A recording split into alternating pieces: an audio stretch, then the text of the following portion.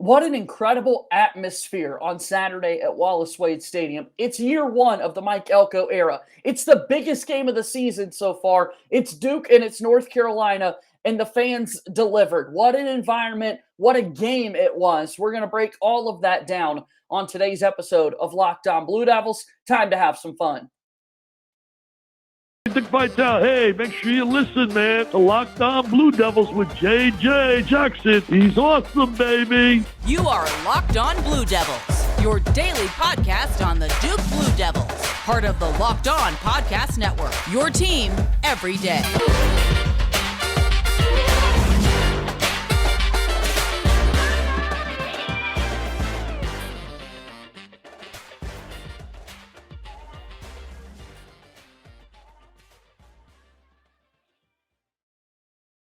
Hello, everybody, and welcome into another episode of the Locked On Blue Devils podcast. It's so great to have you here with us on this Wednesday. My name is JJ Jackson, proudly serving as the host of Locked On Blue Devils, a daily podcast, the only daily Duke Blue Devils podcast that you'll find that dives into the life of Duke athletics. On today's show, we're going to talk about the Duke football program, recapping their loss to North Carolina and what to expect in the coming weeks from the Blue Devils on the gridiron. If you haven't done so already, please subscribe wherever you get your podcasts. We're on all the major platforms. If you're listening on the Apple Podcast platform, I would love it if you would leave us a 5-star rating and written review. The algorithms love those written reviews. So if you take a couple of seconds to do that for us, it would mean the absolute world. As you may know, with Locked On Blue Devils, we're also on YouTube every single day. If you're watching us on the show today, thanks for stopping by. Please make sure you subscribe and share the video, share the channel with your friends. We're climbing towards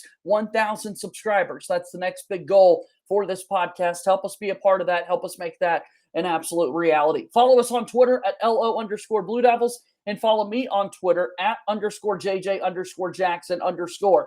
Before we dive into today's show, do want to give a quick shout out to our big title sponsor for today's episode in particular. It's brought to you by our friends at Sweat Block.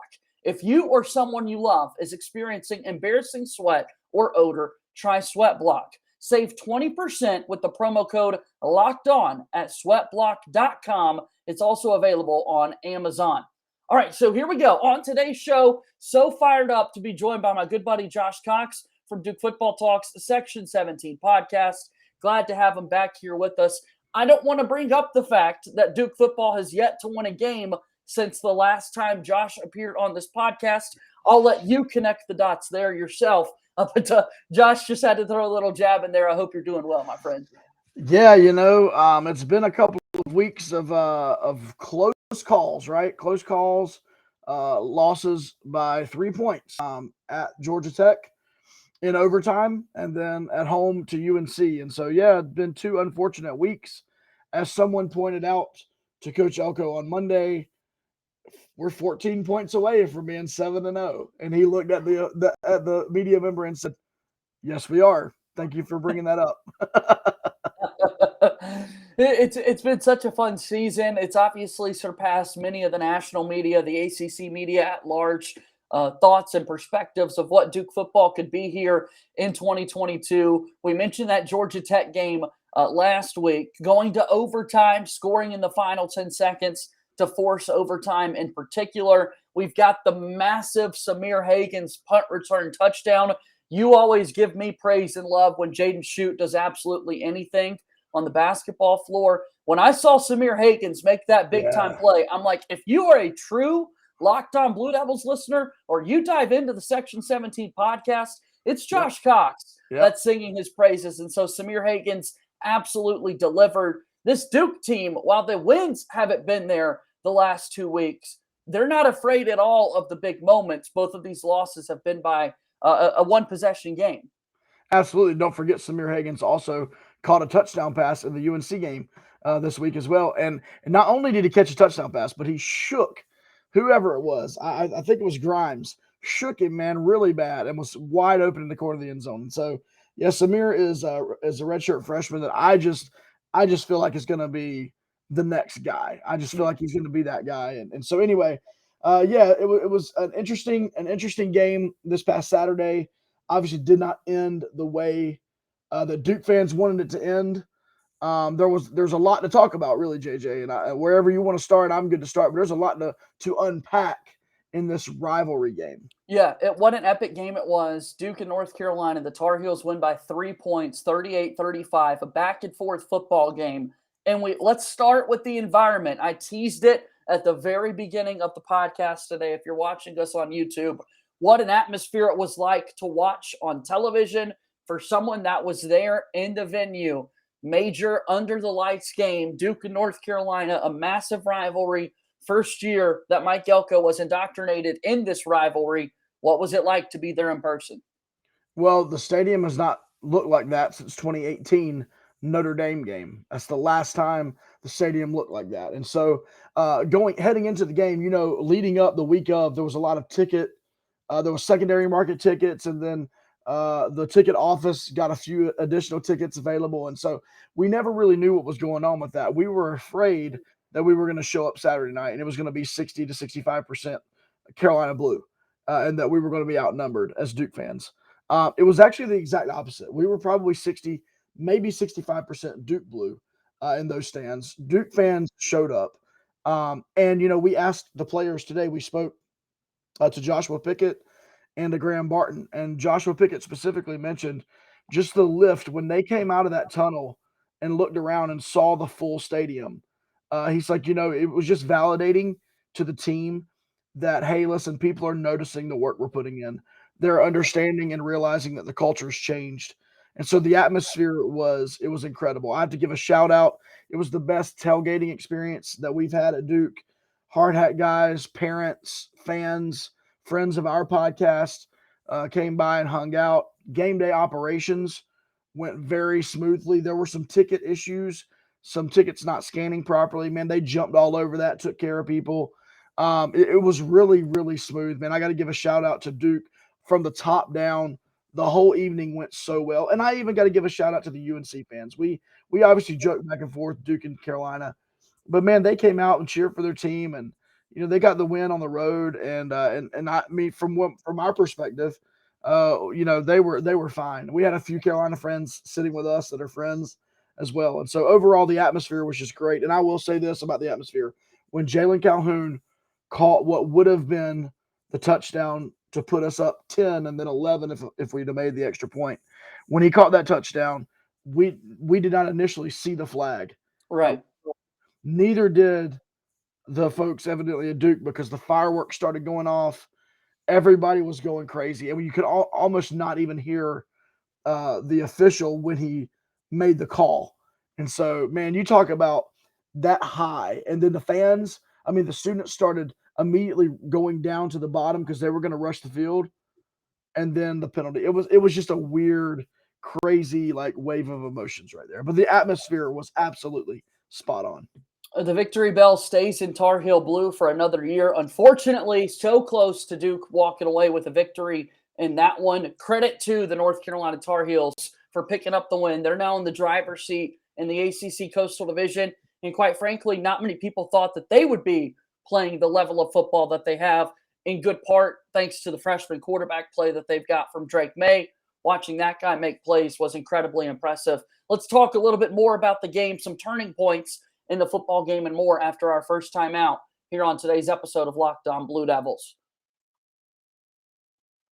Locked On Blue Devils here today is brought to you by our friends over at Sweat Block. Sweat Block was created by a doctor to help with his own excessive sweating. It is doctor created and doctor recommended. A customer left this review as Chris suffered from excessive underarm sweat for 10 years. He was so worried about sweating through his dress shirts, he started tucking maxi pads in his shirt to soak up all the sweat until he found Sweat Block. Sweat Block changed the game for him altogether. We wanted to change the game for you. If you or someone you love is experiencing embarrassing sweat or odor, give Sweat Block a try.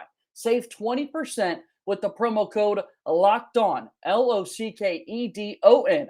Promo code LOCKEDON at sweatblock.com. It's also available on Amazon. Moving forward here on today's episode of Locked On Blue Devils, JJ Jackson alongside my buddy Josh Cox from Duke Football Talks Section 17 podcast. All right, so 38-35, the final score in this one. We could go to major takeaways with the offense and defense. What a game it was, though. Back and forth, haymakers thrown from both sides. I think there were two pivotal turning points that I briefly mentioned on Monday's podcast, Josh, that I would like to talk about. And the first one for Duke came with 90 seconds left in the first half when Duke goes up 21-10. The last thing that you need to have happen is for North Carolina to put together a big drive. They did. They made it a 21-17 game at halftime with Duke having the football coming out of the locker room to start the second half. If you make it an 11-point game, a North Carolina team a bit deflated in the locker room at that point, who knows what that first drive of the second half looks like for Duke. Maybe they go up by 18 points. Maybe North Carolina is then all the way rattled and things turn out differently. The other key point in this one was to let people know that after that 21-10 score with 90 seconds left, the Tar Heels ultimately end up scoring 21 unanswered. So now Duke finds themselves down by 10 late in the second half, and they respond down 31-21, and Duke is able to score 14 straight, 2 consecutive touchdown drives. And just the fight from the Duke football program to not give up in that moment when in years past Duke would have. I think those are the two one learning opportunity and maximizing those 90 seconds before the half. The middle 8 is what Bill Belichick with the Patriots has become so accustomed to spreading across the entire country in regards to football. But then that's your learning point. But then, hey, applaud what you were able to do down by 10 in the second half to put back-to-back touchdowns together. That's where I want to go next, is these two pivotal moments in the game. Yeah, let's take the first pivotal moment, that 2-minute drive or less than 2-minute drive that Drake May put together with that UNC offense. You know, Duke was playing off, and I'll be honest with you, I didn't get a chance. I just didn't lend itself to it this week with Coach Elko, but I'd like to know his overall philosophy on that. You know, there's two different schools of thought there. One of them is to play that, 4 deep, basically prevent, don't let anything over your head type of defense, which most teams do. The others is like, hey, listen, like we got to get up here and stop these 5 and outs or stop these quick passes, and you just kind of play like a normal defense. I don't know Coach Elko's specific philosophy on this, but Joshua Pickett today said that the major the long pass, I forget how long it was, that set up the touchdown was a busted coverage. He actually took credit for it. I don't know if it truly was his fault, but he took the blame for that one. But that's something that you just can't have happen, right? He mentioned if you take one mental break on defense against Drake May, he's going to find you.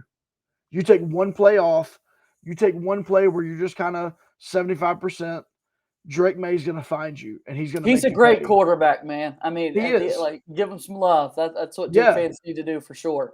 Well, and we're going to at least have the next 2 years of he and Riley Leonard going at each other, because you look at Riley's stats, and Riley does it a little bit differently than Drake May. But at the end of the day, Riley Leonard and Drake May are two incredible quarterbacks who really deserve all the credit in the world. But yeah, you're not going to win many football games when you give up 2 touchdowns in each of the last 2 minutes of the half, right? The last 2 minutes of the first half, last 2 minutes of the second half.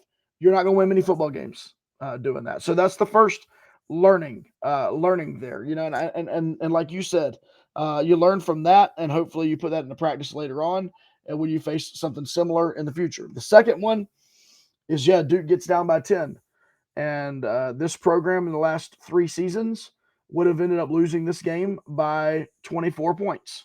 You know what I mean? We'd have given up 2 more touchdowns. That's a fair point, yeah. And I'm not even being critical. That's just the facts. That's what would happen, yeah. But not only did we score the next 2, but minus the chop block penalty, we score 21 unanswered. Right. And we're up 42-31 with 2 minutes to go in the game, and it's over. Like, we've won the game. Yeah. And so, Jordan Waters running the football on that last drive, or second to last drive there, with that 38-yard run, incredible. Riley bringing the team down, making some incredible throws. Even on that final drive, the out pattern to Jordan Moore somehow got his foot down. You just look at it and you're like, man, we were there. We were right there. We deserved to win that game. I'm not saying Carolina didn't deserve to win it, but Duke also deserved to win that game. And you're right. I mean, there was one big learning experience and then one big applause for Duke just playing their tails off in the fourth quarter. 245 yards passing for Riley Leonard, 1 touchdown, 1 interception through the air. Duke was without Jalen Coleman at the tailback spot for this one. Riley Leonard, how about his get-up speed, a 74-yard touchdown run to the house in the first half. That was also good to see in a primetime game like this. And granted, look, North Carolina is well aware of the fact that if there is one flaw with this North Carolina football team, it's been their defense. But even still, in a rivalry game like this, your offense has to show up. North Carolina is going to want to play well, and the Duke offense did show up all night long, able to put some big drives together. From right out of the first drive of the game, they're putting together a touchdown drive. And like you said, if it wasn't for a chop block penalty at the very end, the last drive for Duke's offense would have also ended in a touchdown as well. Yeah, and I mean, can we give a shout out? I was on vacation last week and was not able to come on Locked On, but I know that the conversation that took place on the Section 17 podcast in my absence was looking at the Miami UNC game from the previous week. Tyler Van Dyke throwing for 496 yards, but Miami basically never running the football, right. 1.8 yards a rush or something. And the question was, did Miami abandon the run on their own just because Van Dyke was throwing the ball so well? Or did Carolina actually stop the run and force them to do that? Well, I think we got our answer because Duke rushed for 297 net rushing yards Saturday night. Coach Elko commended the offensive line. They really wanted to get to the edges to run in this game, not just running it straight up the middle. And he applauded the offensive line for getting Waters and the more out there. Remember, we did all this without starting running back Jalen Coleman as well. And so there's a lot to be happy about. I mean, we're sitting here 4-3. Obviously, we really, in my opinion, should be 5-2 or 6-1 because of these last 2 weeks. But I think I did say this. You gave me a hard time. I think I did say at our preseason preview, you asked me a fill in the blank. Duke can beat Carolina this year in football and my answer was if Josh Downs does not play. And now, while Josh Downs, I mean, he had good stats. His stats don't even really tell the story. 9 receptions, 126 yards. But on the drives where Carolina needed it, he was like a vacuum cleaner. I mean, there were a couple of catches he made in the fourth quarter. I mean, because May did nothing against May, but he didn't put the ball on the money a couple of different times, threw a couple behind him. And man, Downs was just, if you got it within 5 feet of his arms, he was getting it. And once again, you got to give credit to those guys. But at the end of the day, I actually thought our defense did okay. It hurt that Speedy Young was out for the second half. That really did hurt. We don't have any depth in that cornerback secondary. Well, we have some safety depth. We definitely don't have any cornerback depth. And so that really hurt us. But I'm glad you brought up the fill in the blank because I did kind of forget about that conversation. However, in the past week, I've actually heard from some Locked On Blue Devils listeners, which I greatly appreciate all the feedback we have. A lot of people love fill in the blanks. So we're going to try and continue to incorporate them throughout. And I'll remind you of another one in a preseason conversation where we were asked about the gap between North Carolina football and Duke football. Yeah. And I said significant. Yeah. But has that changed? Listen, it's changed. Yeah. Absolutely. I mean, look at the product on the field. Right. Turn on the game. Yeah. Watch the game. I tell you what, there have been games, if Duke fans were honest, right? Okay, I'll give you a classic game. 2013 Chick-fil-A Bowl. Okay. Duke, Texas A&M. Right. I'm there at the game in person, 13 rows up, right? Watching the game. Atlanta, Georgia, having a blast. Yep. In Atlanta. Yep. With 3 out of the 4 members of the Section 17 podcast, we're hanging out. Okay. If we were honest, we were playing above our heads and they were playing below their standard, right? Right. There were times where you're like, we don't belong on this field, but man, we're really playing good football. And so we're here, right? Because it was just, the gap was just very, very wide. It was not that way Saturday night. And Carolina, let's be honest, they're full of 4 stars, got a couple of 5 stars on that roster. And let me tell you something, they couldn't handle Dwayne Carter. They could not handle him. Shaka Hayward was all over the place. And so, like, we stood up and played them, and the gap that we feared was going to be significant. Mike Elko, David Feely, and company have closed that gap very quickly. Yeah, man, it's exciting to think about the future for the Duke football team. And what's also exciting is the fact that this season's not over. It's not this postseason conversation or anything like that. Still games left to be played, including one on Saturday against Miami. We'll talk about that in our final segment here today on Locked On Blue Devils.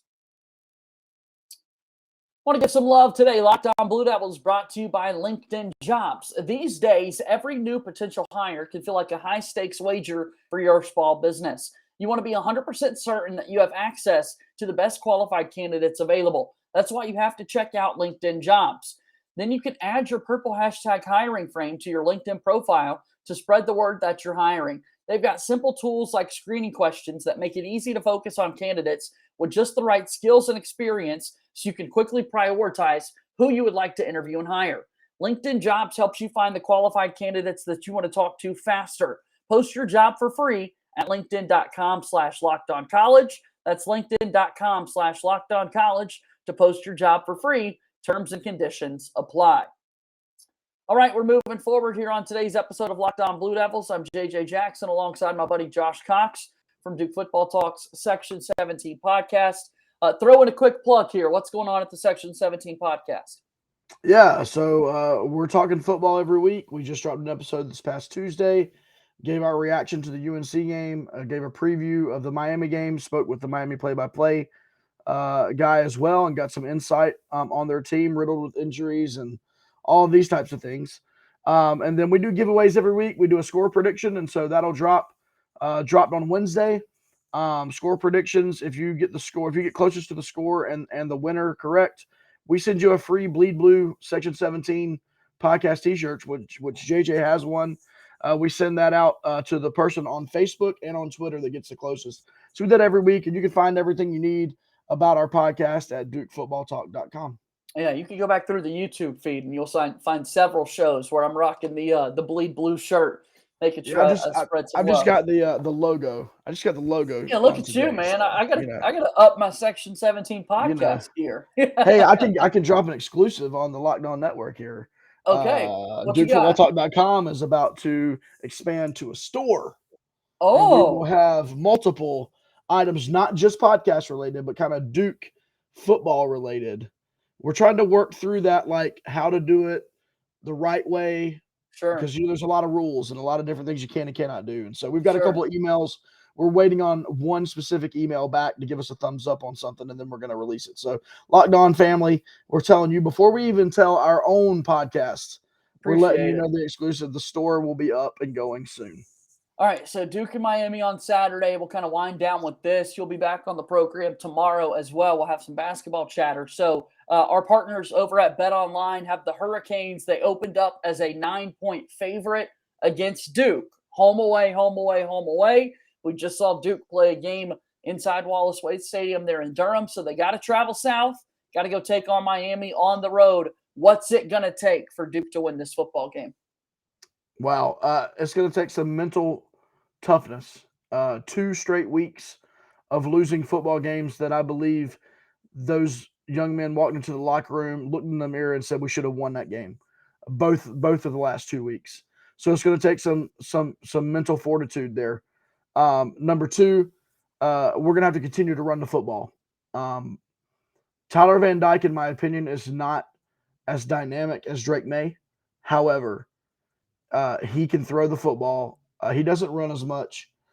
But the best way to limit Tyler Van Dyke on Saturday is going to be for Jordan Waters and company to run that football down their throat and keep that clock churning.